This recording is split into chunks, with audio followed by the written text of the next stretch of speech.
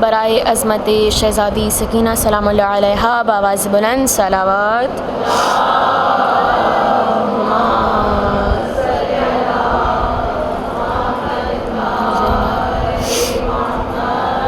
برائے تعجیل ظہور امام زمانہ عجل اللہ تعالی فرجہ الشریف بآواز بلند صلوات۔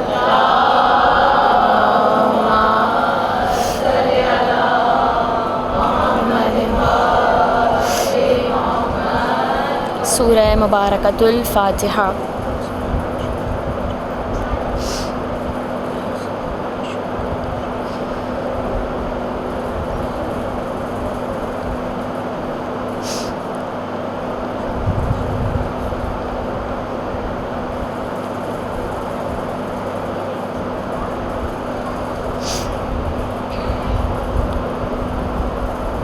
مومن کی ہر صدا کو تیرا انتظار ہے، مومن کی ہر صدا کو تیرا انتظار ہے، ایمان کی بقا کو تیرا انتظار ہے، ایمان کی بقا کو تیرا انتظار ہے۔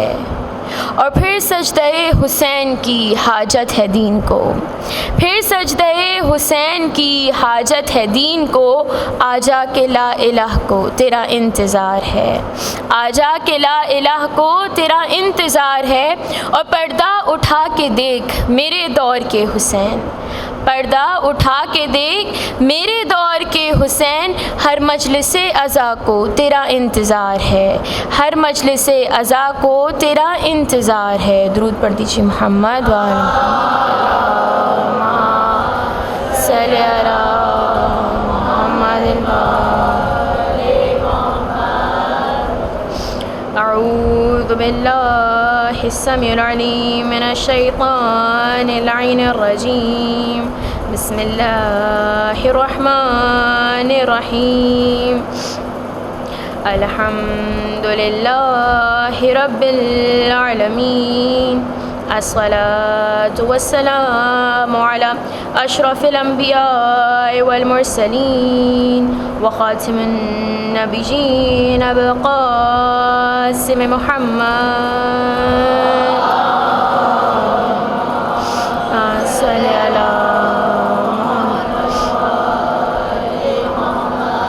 وعلى آل بيت الطيبين الطاهرين المعصومين المظلومين، ولعنة الله على أعدائهم أجمعين من يومنا هذا إلى قيام يوم الدين، صلوات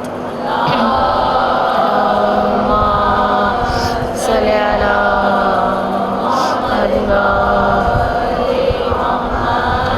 الصلاة والسلام على صاحب دعوة النبوية وصالة الحيدرية والعصمة الفاطمية وحلم الحسنية وشجاعة الحسينية والعبادة السجادية والمعثر الباقرية والآثار الجعفرية والعلوم الكاظمية وحجج الرزوية وجود التقوية ونقاوة النقبية والحيبة العسكرية ولغيبة قائم بأمر الله، السلام۔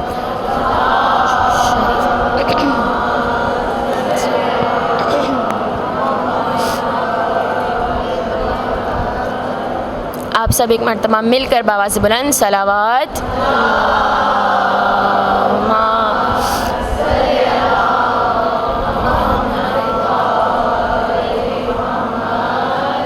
قال اللہ تبارک و تعالی فی کتابہ المجید و فرقانہ الحمید، یوم لا ينفع مالا ولا بنون الا من اتی اللہ بقلب سلیم۔ پہلے تو ہزار لاکھ بار پروردگار عالم کا شکر ہے، تمام حمد و ثنا اس خدائے بزرگ و برتر کے لیے کہ جس کی مدح تک بولنے والوں کی رسائی نہیں، کہ جس کی نعمتوں کو گننے والے گن نہیں سکتے اور نہ کوشش کرنے والے اس کا حق ادا کر سکتے ہیں۔ وہ پروردگار عالم کہ جس نے ہمیں یہ سعادت بخشی، ہمیں یہ عزت بخشی کہ ہم فرش عزائے حسین علیہ السلام پر بیٹھے ہیں۔ ہم اپنی گناہگار زبانوں سے اس ہستی کا تذکرہ کر رہے ہیں جو پیکر ایمان ہے۔ ہم اپنے گناہگار کانوں سے اس ہستی کا تذکرہ سنتے ہیں جو کہ پیکر ایمان ہے، اور اس کے بعد درود و سلام ہو ان ہستیوں پر کہ جن کی وجہ سے صلی علی محمد، کہ جن کی وجہ سے اس کائنات کو خلق کیا گیا، اور جن کی وجہ سے اس کائنات کا نظام چل رہا ہے۔ مجھے اور آپ کو گویا اس کائنات کو رزق مل رہا ہے۔ عزیزان محترم، میرے اور آپ کے چھٹے امام صادق آل محمد امام جعفر الصادق علیہ السلام صلی علی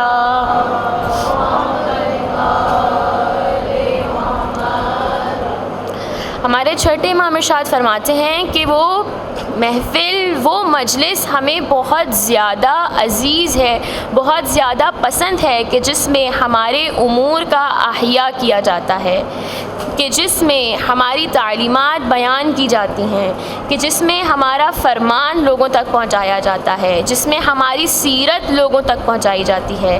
یعنی کہ جس محفل میں، جس مجلس میں، جس جگہ محمد و آل محمد کا ذکر کیا جاتا ہے، وہ مجلس، وہ محفل، وہ جگہ ہمارے ائمہ کو بہت عزیز ہے، بہت پسند ہے۔ تو پروردگار عالم کا شکر ہے کہ میں اور آپ اس قابل ہیں کہ ہم ان ہستیوں کا تذکرہ کر پا رہے ہیں۔ پروردگار عالم نے ہمیں ان ہستیوں سے جوڑ کر رکھا ہے، ہمیں ان سے متمسک رکھا ہے۔ پروردگار عالم کا ہزارہ شکر ہے۔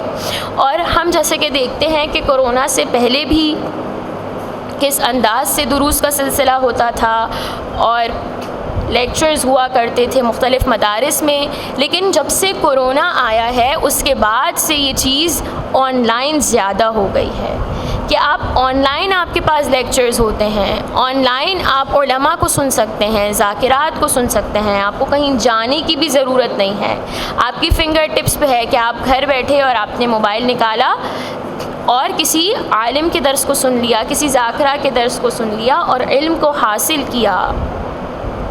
جو امام کہہ رہے ہیں کہ ہمارے امور کا احیاء، یعنی آپ نے ان تعلیمات کو سنا اور پھر سن کر دوسروں تک ان تعلیمات کو پہنچایا۔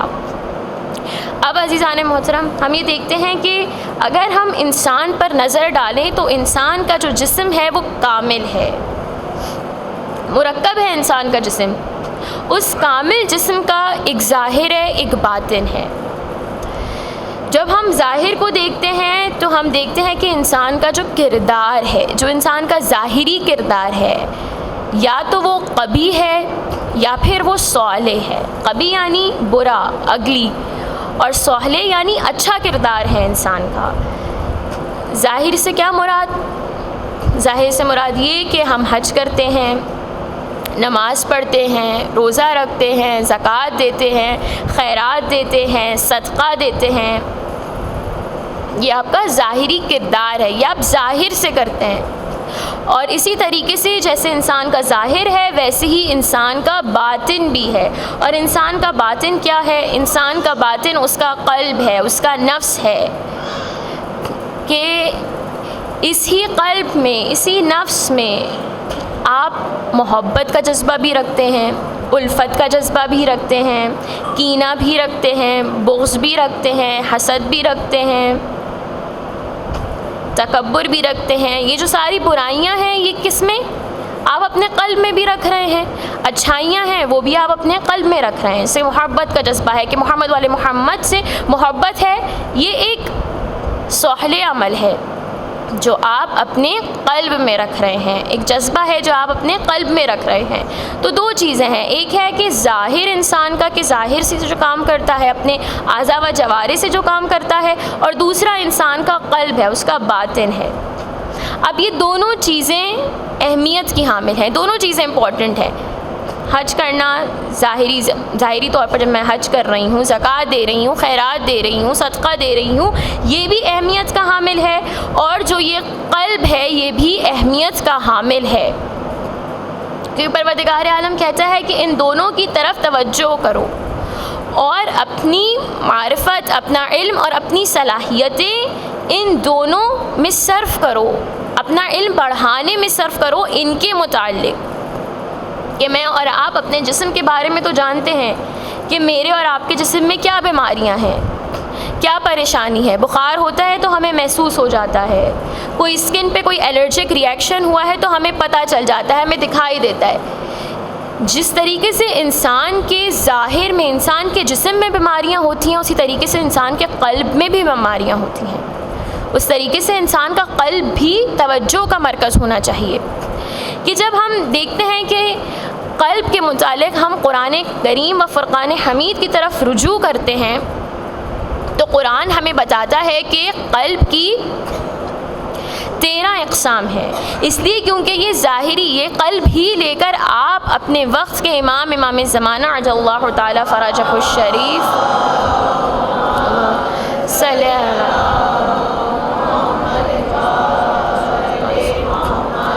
آپ اپنے وقت کے امام کو دیکھیں گے، آپ اپنے وقت کے امام کی زیارت کریں گے اور آپ اپنے وقت کے امام کی نصرت کریں گے، ان کی مدد کریں گے اور ان کے لشکر میں شامل ہوں گے اسی قلب کو لے کر. تو اب قرآن کہہ رہا ہے کہ اس قلب کی 13 اقسام ہیں.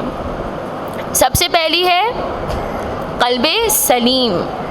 قلب سلیم، قلب سلیم وہ دل کہ جو کفر سے، نفاق سے، نفاق یعنی منافقت سے، کفر سے، منافقت سے، گندگی سے بالکل پاک ہو. پاک و پاکیزہ جو دل ہے وہ کون سا ہے؟ وہ قلب سلیم ہے. پھر قرآن کہتا ہے کہ ایک قلب منیب ہے. قلب منیب کیا؟ قلب منیب وہ دل کہ جو پروردگار عالم کی بارگاہ میں توبہ کرتا رہتا ہے اور پروردگار عالم کی اطاعت کرتا رہتا ہے. یعنی کہ اس سے گناہ ہو بھی جائے تو وہ فوراً پروردگار عالم کی بارگاہ میں توبہ کرتا ہے اور اس کی اطاعت میں مشغول ہو جاتا ہے. توبہ سے مراد کیا؟ کہ جب انسان توبہ کرے تو توبہ کا مطلب یہ ہے کہ پھر دوبارہ اب اس عمل کو انجام نہیں دیں گے. اس کو توبہ کہتے ہیں. تو یہ قلب منیب توبہ کرتا رہتا ہے. پھر ایک ہے، قرآن کہتا ہے کہ قلب محبت. قلب محبت کون سا قلب ہے؟ قلب محبت وہ قلب ہے کہ جو مطمئن رہتا ہے، جھکا ہوا رہتا ہے، پرسکون رہتا ہے. یعنی کہ اس کو اپنے آس پاس کی پرواہ نہیں ہوتی. ہم کہتے ہیں یا ایتھا النفس المطمئنہ، اے مطمئن نفس، اے مطمئن قلب والے. تو یہ قلب وہ ہے کہ جس کو آس پاس کی پرواہ نہیں ہوتی بلکہ ہمیشہ مطمئن رہتا ہے. پھر ایک قرآن کہتا ہے کہ قلب وجل ہے. قلب وجل کیا ہے؟ وجل اس حالت کو کہتے ہیں کہ مثال کے طور پر میں کلاس میں بیٹھی ہوئی ہوں اور ابھی تک استاد، ٹیچر ابھی تک کلاس میں داخل نہیں ہوئے ہیں، میں بیٹھی ہوئی ہوں، دیگر اور لوگ بھی بیٹھے ہوئے ہیں اور اس طریقے سے بیٹھے ہوئے ہیں، اس طریقے سے بیٹھے ہوئے ہیں، یوں ہاتھ رکھا ہوا ہے، اپنے کام میں مشغول، کوئی کسی کام میں مشغول، کوئی باتیں کر رہا ہے، کوئی کچھ کر رہا ہے. اب جیسے ہی استاد داخل ہوتے ہیں کلاس میں، سب فوراً سیدھے ہو کے بیٹھ جاتے ہیں. سب کی توجہ فوراً استاد کی جانب ہوگی، سیدھے ہو کر بیٹھ گئے، سارے کام چھوڑ دیے، توجہ استاد کی جانب ہے. تو اس حالت کو آپ وجل کہتے ہیں. اور یہ مومن کی نشانیوں میں سے ایک نشانی ہے کہ وہ وجل رکھتا ہے پروردگار عالم کی طرف. یعنی پروردگار عالم سے ہر وقت ایسے رہتا ہے کہ جیسے خدا مجھے دیکھ رہا ہے. جیسے بچہ جب کلاس میں ہوتا ہے تو ٹیچر دیکھ رہا ہوتا ہے، تو جو اس کی حالت ہوتی ہے وہ اس مومن کی حالت ہوتی ہے کہ خدا مجھے دیکھ رہا ہے مسلسل. تو یہ قلب وجل ہے. اور 95% لوگوں کے پاس قلب وجل ہوتا ہے. کیونکہ قلب وجل کیا ہوتا ہے؟ قلب وجل وہ دل ہے، وہ قلب ہے کہ جو پروردگار عالم سے ڈرتا رہتا ہے. یعنی نیکیاں کرنے کے باوجود بھی اسے یہ ہوتا ہے کہ پتہ نہیں پروردگار عالم نے میری اس عبادت کو قبول کیا کہ نہیں کیا. اور ہم سب کو یہ چیز ہوتی ہے. ہم نماز پڑھنے کے بعد بھی ہوتا ہے کہ پتہ نہیں اللہ نے قبول کی کہ نہیں کی. زیارتوں کے بعد بھی ہوتا ہے پتہ نہیں اللہ نے قبول کی کہ نہیں کی.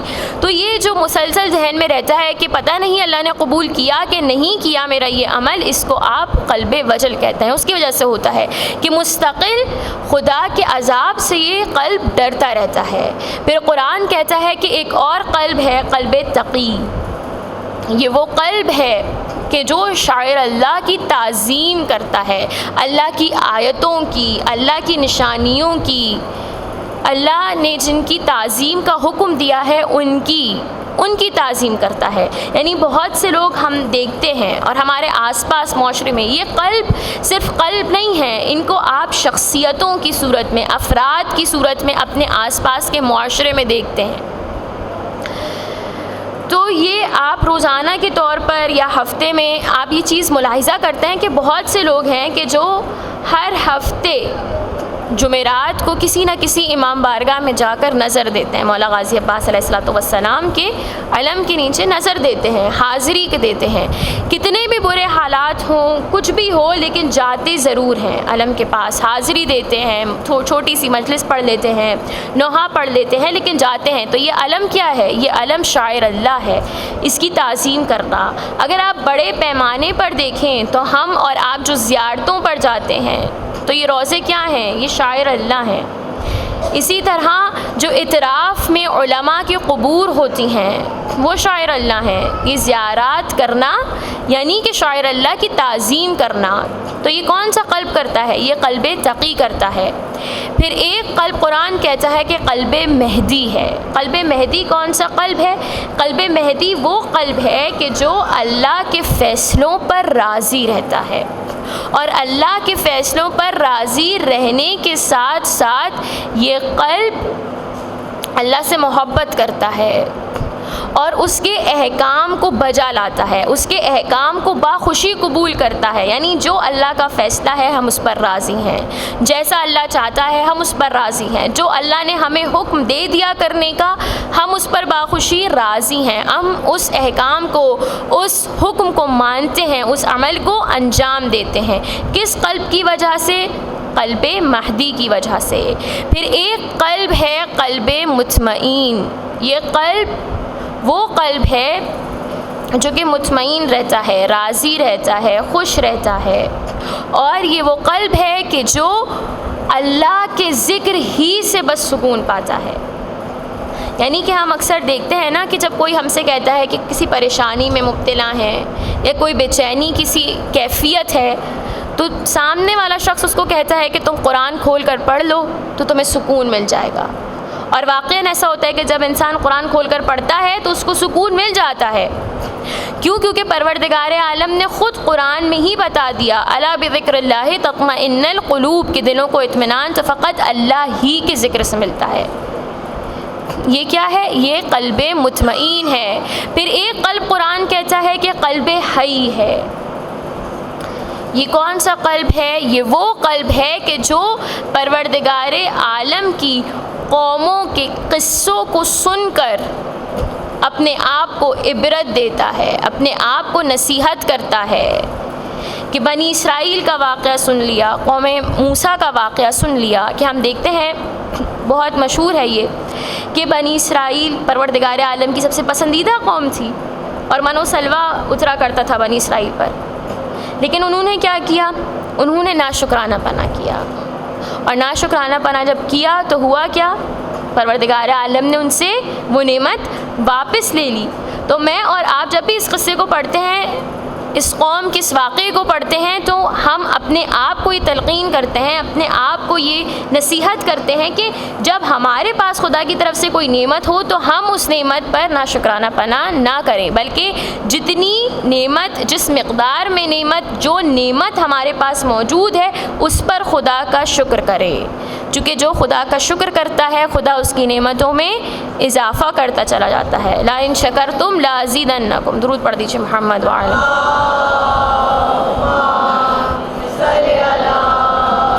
محمد. پھر قرآن کہتا ہے کہ ایک قلب ہے قلب مریض. قلب مریض کون سا قلب ہے؟ قلب مریض وہ قلب ہے کہ جس کے اندر ہوس، لالچ، کینہ، بغض، حسد جس قلب میں ہو وہ قلب مریض ہے. اور قلب وجل سے زیادہ ہمیں ہمارے معاشرے میں، ہمارے آس پاس ہمیں یہ والا قلب نظر آتا ہے. یعنی 99.99% ہمارے پاس معاشرے میں آس پاس لوگوں میں یہ قلب ہوگا. یعنی حتیٰ کہ ہمارے اندر بھی یہ قلب ہو سکتا ہے کہ ہم جو ہمیں ملا ہے ہم اس پر شکر نہیں کر رہے. ہمارے دل میں فلاں کے لیے کینہ بھی ہے، ہمارے دل میں دوسرے شخص کے لیے بغض بھی ہے، ہم اس کے لیے بھی برا سوچ رہے ہیں، اس کے لیے بھی برا سوچ رہے ہیں، لالچ ہے کہ بس اس کے پاس اگر 2 ہے تو ہمارے پاس 4 ہو، اگر اس کے پاس 4 ہے تو ہمارے پاس 8 ہو، وہ چیز ہمیں ضرورت ہو نہ ہو لیکن ہمارے پاس فلاں شخص سے زیادہ ہی مقدار میں وہ چیز ہونی چاہیے۔ تو یہ کس قلب کی وجہ سے ہوتا ہے؟ یہ قلب مریض کی وجہ سے ہوتا ہے۔ قرآن کہتا ہے کہ نارمل قلب نہیں ہے، اس کو علاج کی ضرورت ہے، یہ قلب مریض۔ پھر ایک قلب قرآن کہتا ہے کون سا قلب ہے؟ قلب عمی۔ آپ پڑھتے ہیں نا سمن بکمن عمیون، قلب عمی کون سا قلب ہے؟ یہ وہ قلب ہے جو کہ اندھا ہے، یہ وہ قلب ہے کہ جس کو آپ کتنی بھی نصیحت کر دیں، کتنی بھی واعظ کر دیں، کتنا بھی آپ روایتیں سنا دیں، کتنی بھی آپ قرآن کی آیتیں سنا دیں، کتنا بھی آپ اس کو بتا دیں، اس پر کوئی اثر نہیں پڑے گا، چونکہ قرآن میں پروردگار نے کہا ہے نا کہ دلوں پر مہر لگا دی گئی ہے، ثبت کر دیا گیا ہے، مہر لگا دی گئی ہے، تو یہ ان قلوب میں سے ایک ہے۔ اور پروردگار عالم کے حضور دعا ہے کہ پروردگار عالم مجھے اور آپ کو اس اندھے دل سے محفوظ رکھے، مجھے اور آپ کو اس نابینا دل سے محفوظ رکھے پروردگار عالم۔ لیکن دیکھیے کہ جہاں پر یہ اندھا قلب ہے، یہ نابینا قلب ہے، وہیں پر پروردگار عالم نے خوشا نصیب میں اور آپ کے پروردگار عالم نے ہمارے لیے جو انتظام کیا ہے اس نابینا قلب کو بینا بنانے کا، وہ کیا ہے؟ وہ یہی تذکرہ محمد وآل محمد ہے، ان کی تعلیمات کا ذکر، ان کے فرمان، ان کی سیرت، ان کے فضائل، یہ میرے اور آپ کے قلوب کو بینا بنا دیتے ہیں، اس نابینا کیفیت سے نکال دیتے ہیں۔ پھر قرآن کہتا ہے کہ ایک قلب ہے قلب الہی، ایک چیز ہوتی ہے الہی یعنی اللہ والا قلب، نہیں، قلب الہی یہ وہ قلب ہے کہ جو کہ قرآن سے غافل ہے۔ قرآن کہتا ہے کہ یہ وہ قلب ہے جو قرآن سے غافل ہے اور دنیا کی رنگینیوں میں غرق ہے۔ یعنی بہت سے لوگوں کو میں اور آپ معاشرے میں دیکھتے ہیں کہ جب بھی آپ ان سے قرآن کے حوالے سے کوئی بات کریں تو ان کے ماتھے پر شکن آنے لگتا ہے، فوراً ان کے پاس 100 بہانے تیار ہوتے ہیں کہ ہم قرآن کیوں نہیں پڑھتے، ہمارے پاس وقت نہیں ہے، ہمیں فلاں کام ہے، پھر کبھی پڑھ لیں گے، پھر کبھی ٹالتے رہتے ہیں۔ لیکن جب آپ انہی لوگوں سے دنیا کے حوالے سے کوئی بات کریں اور آپ ان سے کہیں کہ فلاں گیدرنگ میں جانا ہے، فلاں شادی میں جانا ہے، فلاں فنکشن میں جانا ہے، تو جسے کہتے ہیں نا کہ صف اول میں موجود ہوں گے، سب سے پہلے قدم بڑھانے والوں میں یہ لوگ ہوں گے۔ لیکن جب قرآن کی بات آتی ہے، جب دین کی بات آتی ہے، جب یہ ان سے کہا جاتا ہے کہ آپ 1 گھنٹے کے لیے علم حاصل کر لیں، تو ان کے پاس 100 بہانے تیار ہوتے ہیں کہ ہمارے پاس وقت نہیں ہے، یہ نہیں ہے، جس وجہ سے ہم نہیں حاصل کر سکتے۔ لیکن جیسا کہ میں نے آغاز میں بیان کیا تھا کہ اب تو موبائل ہمارے پاس موجود ہے، کہیں جانے کی ضرورت نہیں ہے، جو کام کر رہے ہیں اس بیچ میں آپ نے کسی بھی عالم کا یا کسی بھی ذاکرہ کا آپ نے لگا لیا درس لیکچر، اور اس کے بعد آپ نے اس کو سنتے رہے اور اپنا کام بھی کرتے رہے، علم بھی حاصل ہوتا رہا، اس کی روحانیت سے آپ کو افادیت بھی ہوتی رہی۔ تو یہ کون سا قلب ہے؟ یہ قلب الہی ہے۔ پھر قرآن کہتا ہے کہ ایک قلب ہے قلب علائم، یہ وہ قلب ہے کہ جو حق پر پردہ ڈال کر اس کی گواہی کو چھپاتا ہے۔ میں اور آپ یہ دیکھتے ہیں نا کہ آج کل ہو کیا رہا ہے، آج کل یہ ہو رہا ہے کہ بہت سی روایتیں ہیں جو فضائل محمد وآل محمد میں موجود ہیں اور ان کو کتابوں سے ہٹایا جا رہا ہے۔ یہ قلب علائم کہ جب پوچھا گیا تھا کہ آپ نے اعلان غدیر سنا تھا تو کہا کہ نہیں، ہم بہت دور کھڑے ہوئے ہیں، ہمیں نظر نہیں آ رہا تھا، ہمیں سنا ہی نہیں دے رہا تھا۔ تو یہ کون سے قلب کی وجہ سے انسان کرتا ہے؟ قلب علائم کی وجہ سے۔ پھر قرآن کہتا ہے یہ 13واں قلب کون سا قلب ہے؟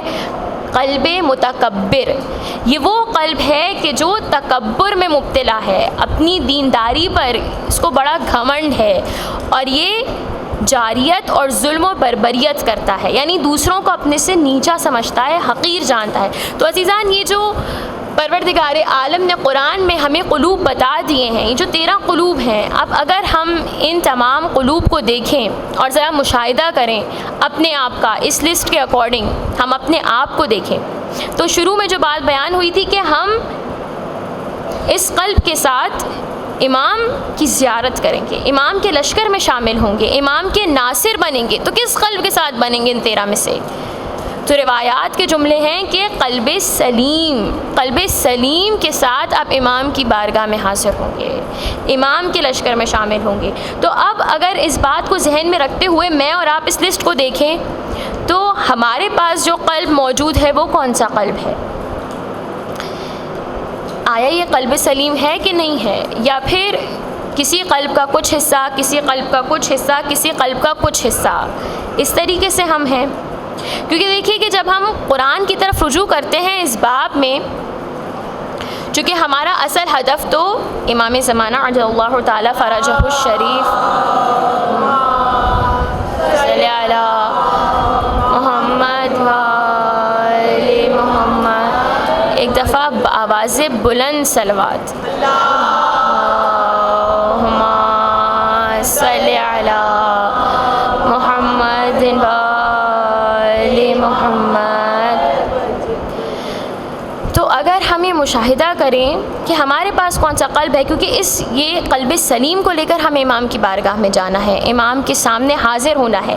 اب قرآن سے اگر انسان رجوع کرتا ہے، اس کی طرف دیکھتا ہے، تو قرآن ہمیں کیا بتاتا ہے اس باب میں؟ قرآن یہ کہتا ہے الا من اتى اللہ بقلب سلیم، کس دن کے لیے؟ یوم لا ینفع مالا ولا بنون، کہ جس دن نہ مال کام آئے گا نہ اولاد کام آئے گی۔ اس دن کیا کام آئے گا؟ بس وہ شخص جو پروردگار عالم کی بارگاہ میں قلب سلیم کو لے کر حاضر ہوگا۔ چونکہ میں اور آپ یہ دیکھتے ہیں کہ معاشرے میں ہماری کوششیں، ہماری کاوشیں کس لیے ہوتی ہیں؟ مال کمانے کے لیے، مال جمع کرنے کے لیے کاوش ہوتی ہے ہماری کہ زیادہ سے زیادہ ہم محنت کریں، زیادہ سے زیادہ پیسے کمائیں، زیادہ سے زیادہ جمع کریں۔ اور دوسرا، اولاد کے لیے سب سے زیادہ انسان محنت کرتا ہے، اولاد کے لیے سب سے زیادہ مشکلیں انسان اٹھاتا ہے۔ اور اکثر اوقات یہ پیسہ جو جمع کر کے اچھے طریقے سے، برے طریقے سے جمع کر کے جو پہنچانا چاہتا ہے، وہ بھی اپنی اولاد کی آسائش و آرام کے لیے کرتا ہے نا انسان یہ کام۔ لیکن پروردگار عالم کہہ رہا ہے کہ نہ تو اس دن بروز محشر، بروز قیامت، نہ تو مال کام آنے والا ہے، نہ اولاد کام آنے والی ہے۔ کام کیا آنے والا ہے؟ قلب سلیم کام آنے والا ہے۔ اب اگر اسی قلب سلیم کے ہم اصطلاحی معنی دیکھیں، لغت سے دیکھیں، تو ہمیں معلوم ہوتا ہے کہ جو خوبصورت سا لفظ ہے قلب سلیم، یہ سلم اور سلامت سے نکلا ہے، اور اس کا مطلب یہ ہے کہ اپنے آپ کو کفر و نفاق و گندگی سے دور رکھنا۔ اب یہ اصطلاحی معنی کے ساتھ ساتھ اگر میں ہمارے ائمہ کے سامنے حاضر ہوں، میں ان سے پوچھوں کہ مولا، چونکہ مجھے اپنے قلب کو تیار کرنا ہے اپنے وقت کے امام کے لیے، اپنے وقت کے امام کی نصرت کے لیے، تو بتائیے کہ یہ قلب سلیم ہے کیا؟ امام سے اگر سوال کیا جائے تو چھٹے امام صادق آل محمد، امام جعفر الصادق علیہ الصلوۃ والسلام،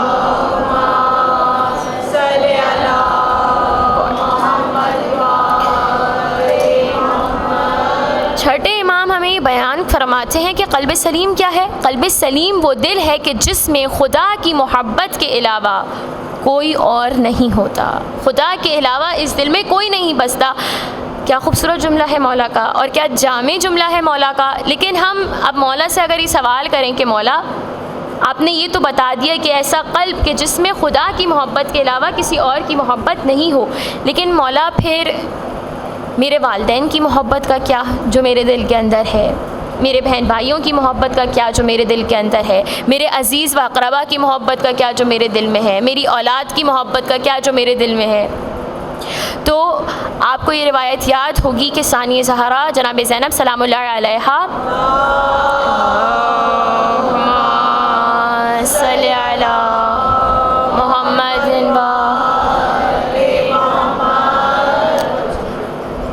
امیر المؤمنین علیہ الصلوۃ والسلام سے سوال کرتی ہیں کہ بابا، کیا آپ ہم سے محبت کرتے ہیں؟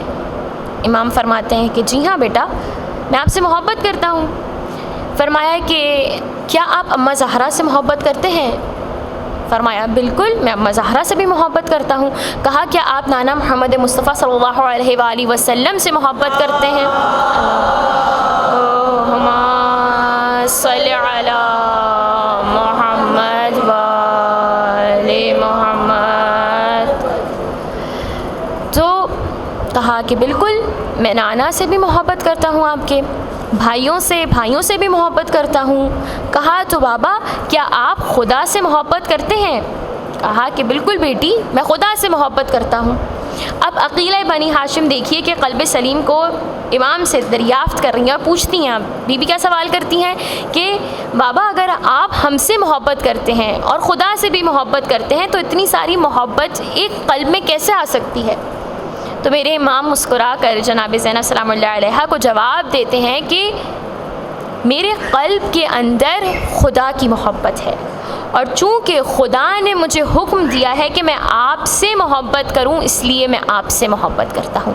یعنی کہ ماں باپ سے محبت کرنا بھی ٹھیک، بہن بھائیوں سے محبت کرنا بھی ٹھیک، اولاد سے محبت کرنا بھی ٹھیک، عزیز و اقربا سے محبت کرنا بھی ٹھیک، لیکن اس کا اصل کیا ہونا چاہیے؟ اس کی اصل پروردگار عالم کی محبت ہونی چاہیے، کہ چونکہ پروردگار عالم سے میں محبت کرتا ہوں یا کرتی ہوں اور اس نے مجھے حکم دیا ہے کہ اپنے ماں باپ کے حقوق کا خیال رکھو، اپنی اولاد کے حقوق کا خیال رکھو، اپنے بہن بھائیوں کے حقوق کا خیال رکھو، اپنے عزیز و اقربا کے حقوق کا خیال رکھو، اپنے دوستوں کے حقوق کا خیال رکھو، اس وجہ سے میں ان لوگوں سے بھی محبت کرتا ہوں۔ تو یہ قلب سلیم ہے عزیزان، اور قلب سلیم ہی کے ساتھ ہم اپنے امام کی بارگاہ میں حاضر ہوں گے۔ اور دیکھیے کہ چھٹے امام ہی سے صادق علیہ محمد امام جعفر صادق علیہ الصلوۃ والسلام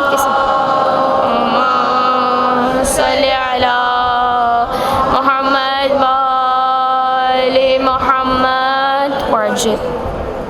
چھٹے امام سے کے پاس ایک دشمن اہل بیت آیا، اور اس دشمن نے آ کر سوال کیا مولا سے کہ ذرا یہ بتائیے کہ اگر آپ کا کوئی شیعہ گنہگار ہو تو آیا اسے شفاعت نصیب ہوگی؟ آیا وہ جنت میں جائے گا؟ تو میرے امام نے فرمایا کہ بالکل، پروردگار عالم ہمارے چاہنے والوں کو، ہمارے شیعوں کو دنیا ہی میں سزا دے دیا کرتا ہے ان کے گناہوں کی۔ اب چونکہ مولا اس کے دل کی بیماری کو سمجھ گئے تھے، جان گئے تھے اس کے دل کے مرض کو، تو میرے مولا نے مسکرا کر اسے جواب دیا۔ اس نے پھر سوال کیا کہ اچھا ایسا کیسے ہو سکتا ہے؟ تو میرے مولا نے فرمایا کہ اگر ہمارا کوئی چاہنے والا گنہگار ہے تو پروردگار عالم اسے بیماری میں ڈال دے گا، بیماری میں مبتلا کر دے گا، تو وہ بیماری سے اسے جو اذیت پہنچے گی اس سے اس کے گناہ جھڑ جائیں گے، دھل جائیں گے۔ تو وہ کہتا ہے کہ اچھا اگر آپ کا کوئی شیعہ گنہگار، شیعہ بیمار نہ ہو پھر؟ تو میرے مولا نے فرمایا کہ اگر بیمار نہیں ہوتا تو پھر پروردگار عالم اسے ایسا پڑوسی دے دے گا کہ جو اسے مسلسل اذیت میں مبتلا کرتا رہے گا، اور وہ جو اذیت اس کے قلب کو ہوگی اس اذیت کی وجہ سے اس کے گناہ جھڑتے چلے جائیں گے۔ پھر وہ کہتا ہے کہ اچھا اگر یہ بھی نہ ہو کہ نہ تو پروردگار عالم اسے بیماری میں مبتلا کرے، نہ ایسا اذیت دینے والا پڑوسی دے، تو پھر کیا ہوگا؟ تو امام نے فرمایا اگر یہ نہ ہو تو پروردگار عالم اس کو ایسا ہمسر دے دے گا جو اس کو اذیت دے گا۔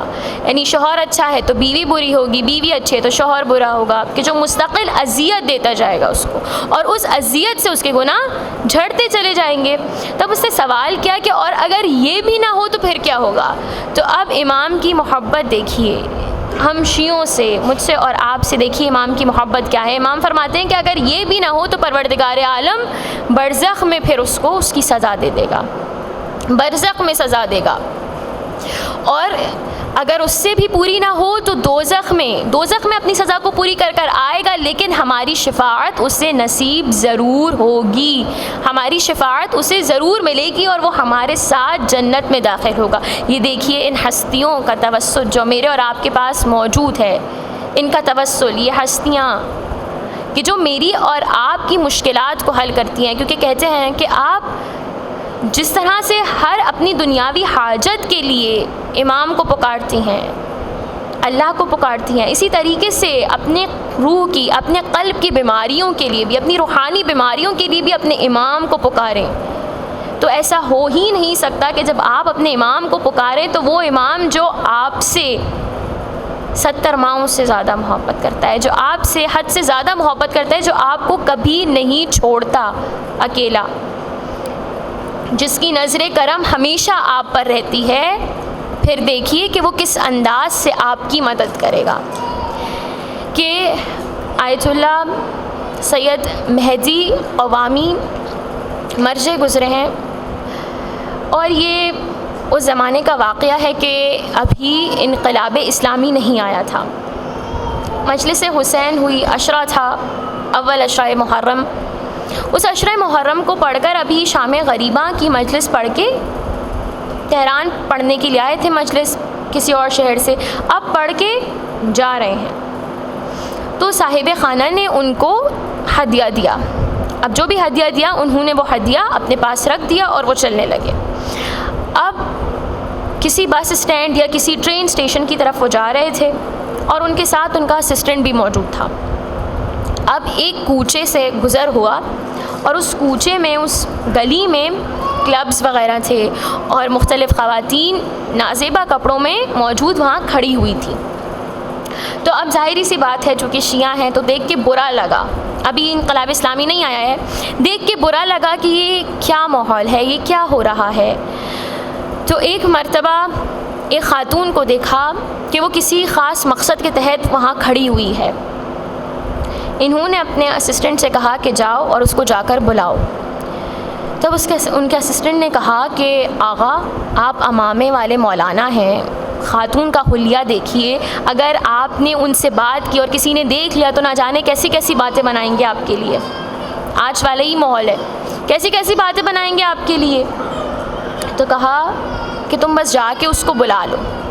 اب جیسے ہی جا کے اس کو بلا کر لے کر آئے تو انہوں نے ابھی اس کو دیکھا بھی نہیں، اور وہ جو ہدیے کی تھیلی ملی تھی وہ اٹھا کر اس کو اس کے ہاتھ میں رکھ دی، اور کہا، مڑتے ہوئے کہا کہ یہ رقم تمہیں حسین نے بھجوائی ہے، امام نے تمہیں یہ رقم بھجوائی ہے، اور اب اس رقم کو استعمال کرنا، لیکن گناہ میں مبتلا نہ ہونا، حرام کام نہ کرنا۔ کہتے ہیں کہ یہ دے کے پھر وہاں سے چلے گئے۔ اب کچھ عرصہ گزرنے کے بعد زیارت پر گئے۔ خدا مجھے اور آپ کو بھی زیارت نصیب فرمائے، تمام مقامات مقدسہ کی زیارت پر گئے۔ کہتے ہیں کہ میں جیسے ہی حرم مطہر سے باہر آ رہا تھا تو میں نے دیکھا کہ ایک شخص میرے پاس دوڑا آ رہا ہے، اور وہ شخص آ کر مجھے کہتا ہے کہ کیا آپ آغا مہدی قوامی ہیں؟ کہتے ہیں کہ میں نے کہا ہاں ہوں۔ کہتا ہے کہ میری زوجہ کو آپ سے بات کرنی ہے، آپ ذرا چلیے گا۔ کہتے ہیں کہ میں اس کے ساتھ گیا تو میں نے دیکھا کہ خاتون جو کہ شرعی پردے میں موجود ہیں، اور وہ مجھ سے کہتی ہیں کہ کیا آپ نے مجھے پہچانا؟ کہتے ہیں کہ نہیں، میں نے آپ کو نہیں پہچانا۔ پھر وہ کہتی ہیں کہ آپ کو یاد ہوگا کہ کچھ عرصہ پہلے جب عشرہ حسینیہ ختم ہوا تھا اور آپ ایک گلی سے گزر رہے تھے، میں وہاں کھڑی تھی، آپ نے مجھے بلا کر ایک تھیلی دی تھی۔ کہہ رہے ہیں اس کے بعد آپ تو چلے گئے، لیکن میں وہیں برابر میں بیٹھ کر کافی دیر تک زار و قطار گریا کرتی رہی، اور میں نے ایک مرتبہ میرے مولا کو پکار کر کہا کہ اے حسین، آپ کتنے کریم ہیں کہ آپ صرف نیک لوگوں کا خیال نہیں کرتے، صرف نیک لوگوں پر نظر کرم نہیں کرتے، حسین آپ مجھ جیسے گناہگار پر بھی نظر کرم کرتے ہیں۔ تو ایسا ممکن نہیں ہے کہ جب ہم اپنے مولا کو پکاریں تو میرا مولا ہماری مدد نہ کرے، کیونکہ یہ وہ کریم ابن کریم ہے۔ اور عزیزان من، آج اسی کریم ابن کریم کی غریب بیٹی کا پرسہ ہے۔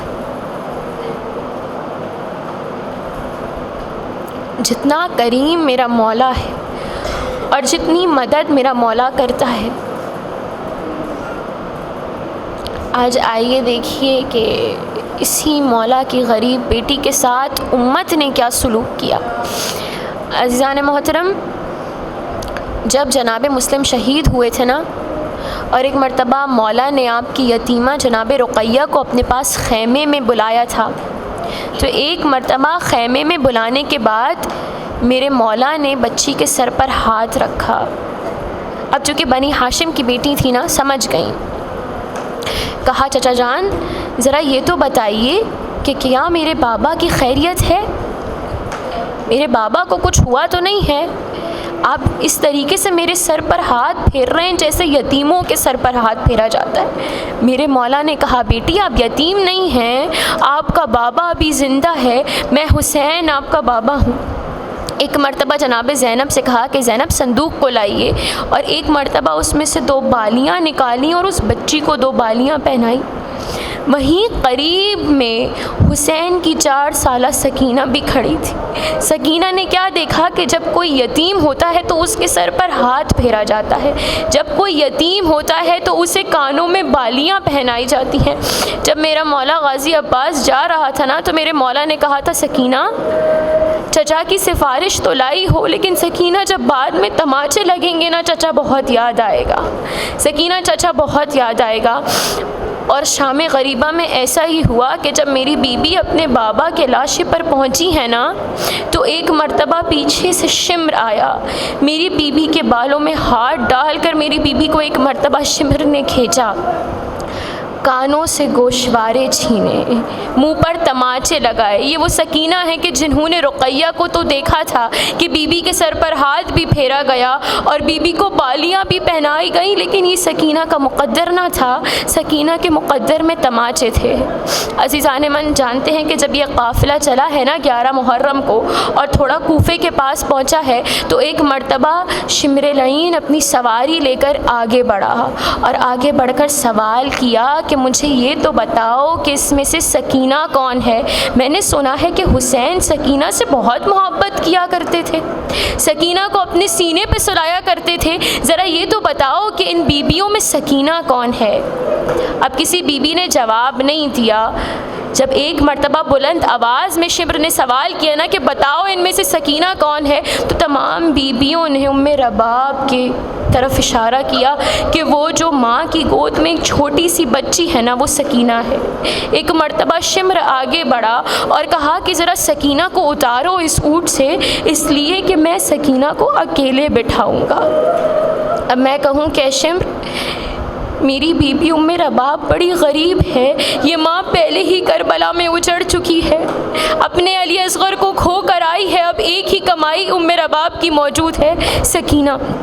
ایک مرتبہ کہا کہ سکینہ کو اتارو، میں اسے الگ ناقے پر بٹھاؤں گا۔ ادھر سے جناب زینب نے کہا کہ ایشم یہ بچی بڑی معصوم ہے، یہ بچی کبھی اکیلے بھی ناقے پر نہیں بیٹھی ہے، اے شمر اسے اکیلے نہ بٹھا، میری بچی گر جائے گی۔ ایک مرتبہ شمر نے ناقے کو بلایا، ایک مرتبہ اونٹ آیا، اب سکینہ کو اس انداز سے بٹھایا ہے کہ ہاتھوں اور پیروں کو باندھ دیا ہے۔ سکینہ صدا دیتی جاتی ہیں بھیا سید سجاد، بھیا سید سجاد میں گر جاؤں گی، پھوپھی زینب میں گر جاؤں گی، اکیلے نہ بٹھائیے۔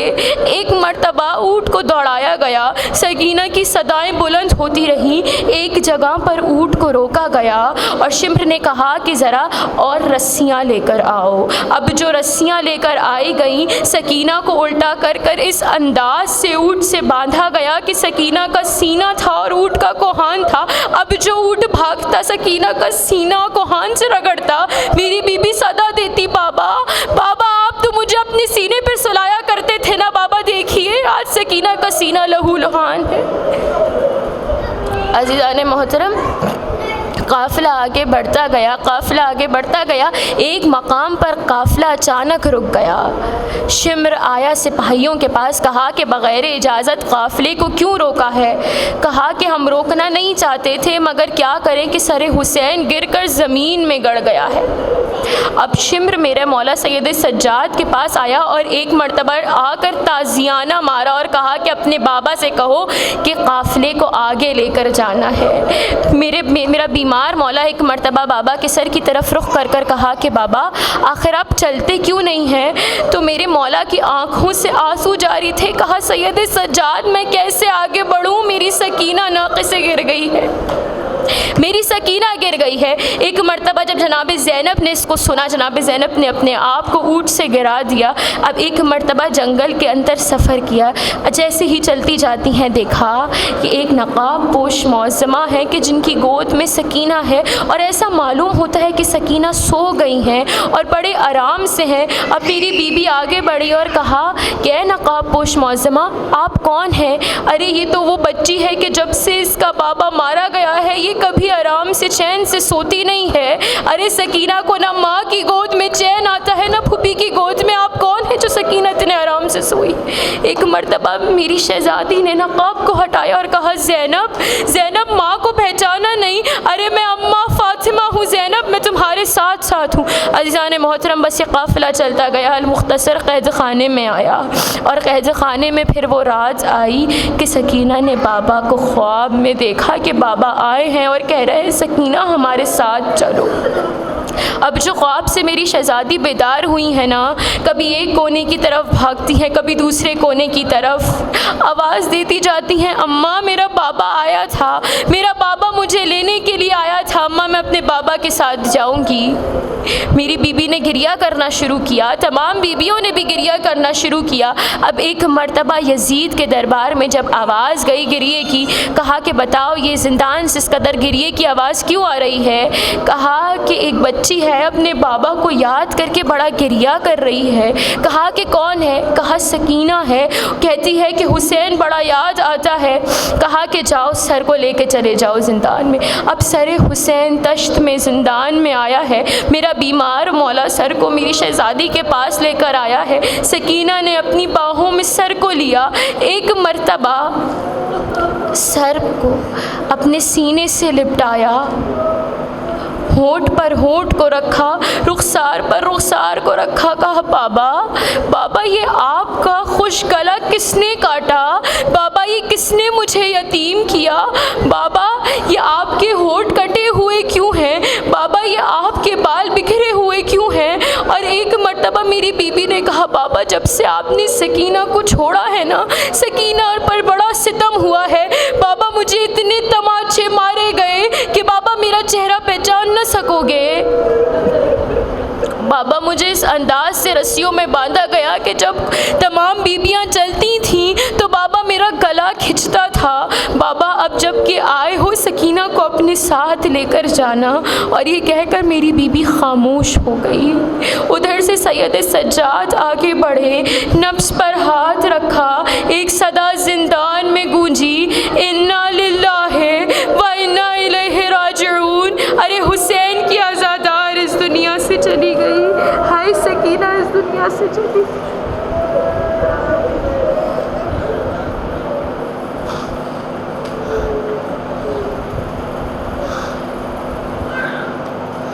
الا لعنت اللہ علی القوم الظالمین وسيعلم الذین ظلموا ايام منقلب ينقلبون۔